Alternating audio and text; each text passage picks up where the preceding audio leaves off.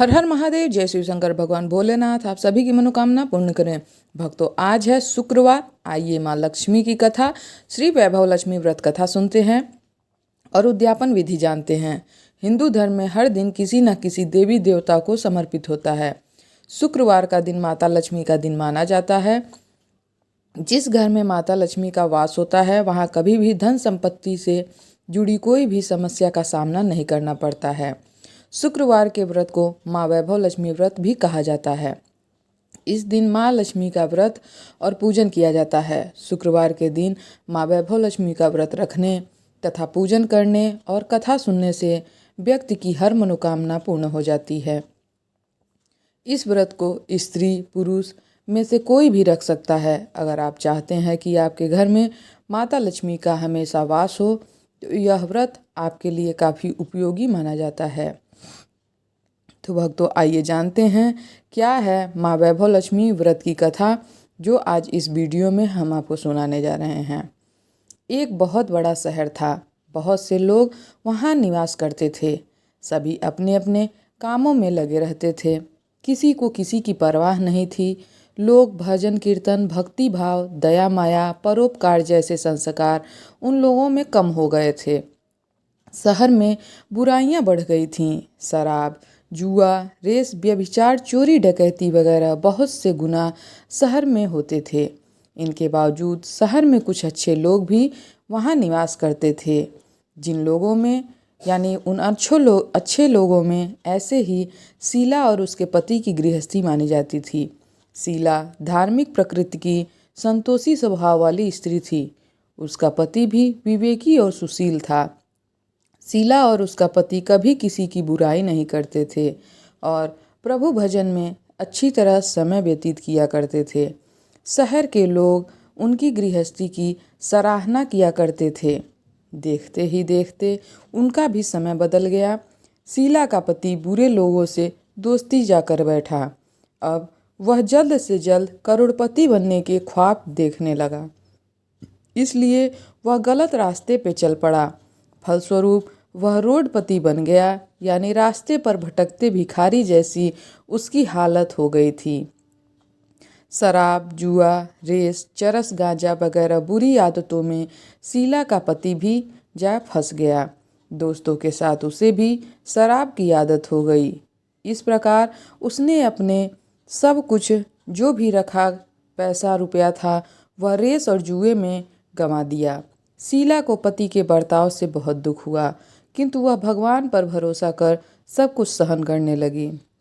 वह अपना अधिकांश समय प्रभु भक्ति में बिताने लगी। अचानक एक दिन दोपहर को उनके द्वार पर किसी ने दस्तक दी। शीला ने द्वार खोला तो देखा कि एक बूढ़ी सी माँ जी खड़ी थीं। उनके चेहरे पे अलौकिक तेज निखर रहा था। उनकी आंखों में से मानो अमृत बह रहा था। उनका भव्य और सुंदर चेहरा करुणा और प्यार से छलक रहा था। उसको देखते ही शीला के मन में अपार शांति छा गई। शीला के रोम रोम में आनंद छा गया। शीला उस माँ जी को आदर के साथ घर ले आई। घर में बिठाने के लिए शीला के पास कुछ भी नहीं था, अतः शीला ने सकुचा कर एक फटी हुई चद्दर पर उन माँ जी को बैठाया। माँ जी बोली, क्यों शीला, मुझे पहचाना नहीं? हर शुक्रवार को लक्ष्मी जी के मंदिर में भजन कीर्तन के समय मैं भी वहाँ आती हूँ। इसके बावजूद शीला कुछ समझ नहीं पा रही थी।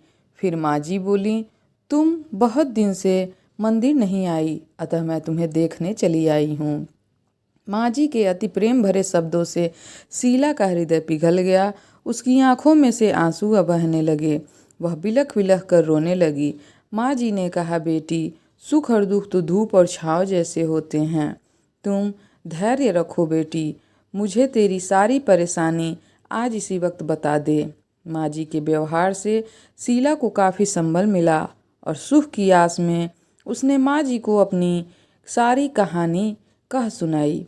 कहानी सुनकर उस बूढ़ी माँ जी ने कहा, कर्म की गति न्यारी होती है। हर इंसान को अपने कर्म भुगतने ही पड़ते हैं। इसीलिए तू चिंता मत कर। अब तू कर्म भुगत चुकी है। अब तुम्हारे सुख के दिन अवश्य आएंगे। तू तो माँ लक्ष्मी जी की भक्त है।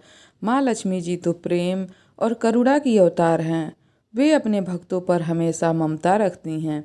इसीलिए तू धैर्य रखकर माँ लक्ष्मी जी का व्रत कर, इससे सब कुछ ठीक हो जाएगा। शीला के पूछने पर माँ जी ने उसे व्रत की सारी विधि बताई। माँ जी ने कहा, बेटी, माँ लक्ष्मी जी का व्रत बहुत सरल है। उसे वरद लक्ष्मी व्रत या वैभव लक्ष्मी व्रत कहा जाता है। यह व्रत करने वाले की सब मनोकामना पूर्ण होती है। वह सुख संपत्ति और यश प्राप्त करता है। शीला यह सुनकर आनंदित हो गई। शीला ने संकल्प करके आंखें खोली तो उसके सामने कोई नहीं था। वह विस्मित हो गई कि आखिर वह माँ जी कहाँ चली गई। शीला को तत्काल यह समझते देर न लगी कि माँ जी कोई और नहीं, साक्षात माँ लक्ष्मी जी ही थीं। दूसरे दिन शुक्रवार था। सवेरे स्नान करके स्वच्छ कपड़े पहनकर शीला ने माँ जी के द्वारा बताई विधि से पूरे मन से व्रत किया। आखिर में प्रसाद का वितरण हुआ। यह प्रसाद पहले पति को खिलाया। प्रसाद खाते ही पति के स्वभाव में फर्क पड़ गया। उस दिन उसने शीला को मारा नहीं, सताया नहीं। शीला को बहुत आनंद हुआ। उसके मन में वैभव लक्ष्मी व्रत के लिए श्रद्धा बढ़ गई। शीला ने पूर्ण श्रद्धा भक्ति से 21 शुक्रवार तक वैभव लक्ष्मी व्रत किया। 21वें शुक्रवार के दिन माँ जी के कहे मुताबिक उद्यापन विधि करके 7 स्त्रियों को वैभव लक्ष्मी व्रत की 7 पुस्तकें उपहार में दी। फिर माता जी ने धन लक्ष्मी स्वरूप की छवि को वंदन करके भाव से मन ही मन प्रार्थना करने लगी। हे माँ धनलक्ष्मी, मैंने आपका वैभव लक्ष्मी व्रत करने की मन्नत मानी थी, वह व्रत आज पूर्ण किया है। हे माँ, मेरी हर विपत्ति दूर करो, हमारा सबका कल्याण करो। जिसे संतान न हो उसे संतान देना, सौभाग्यवती स्त्री का सौभाग्य अखंड करना, कुंवारी लड़की को मन भावन पति देना। जो आपका यह चमत्कारी वैभव लक्ष्मी व्रत करे, उनकी सब विपत्ति दूर करना, सभी को सुखी रखना। हे माँ, आपकी महिमा अपरंपार है। ऐसा बोलकर लक्ष्मी जी के धन लक्ष्मी स्वरूप की छवि को उसने प्रणाम किया। व्रत के प्रभाव से शीला का पति अच्छा आदमी बन गया और कड़ी मेहनत करके व्यवसाय करने लगा। उसने तुरंत शीला के गिरवी रखे गहने छुड़ा लिए। घर में धन की बाढ़ सी आ गई। घर में पहले जैसी सुख शांति छा गई। वैभव लक्ष्मी व्रत का प्रभाव देखकर उसके मोहल्ले की दूसरी स्त्रियां भी विधि पूर्वक वैभव लक्ष्मी व्रत करने लगीं। इस तरह इस व्रत का समापन हुआ। और आइए इसका उद्यापन विधि जान लें। अगर आप शुक्रवार को वैभव लक्ष्मी व्रत रखते हैं तो आपको इसे 9, 11, 21 शुक्रवार के लिए रखना चाहिए। अंतिम शुक्रवार के दिन इस व्रत का उद्यापन करना चाहिए। उद्यापन के दिन व्यक्ति को वैभव लक्ष्मी की पूजा करने के बाद 7 से 9 कन्याओं को खीर और पूरी खिलानी चाहिए। इसके बाद सभी कन्याओं को वैभव लक्ष्मी व्रत की पुस्तक और केले का प्रसाद देकर विदा करना चाहिए। इसके बाद खुद भी इस प्रसाद को ग्रहण करें और अपने परिवार वालों को भी खिलाएं। जय माँ लक्ष्मी।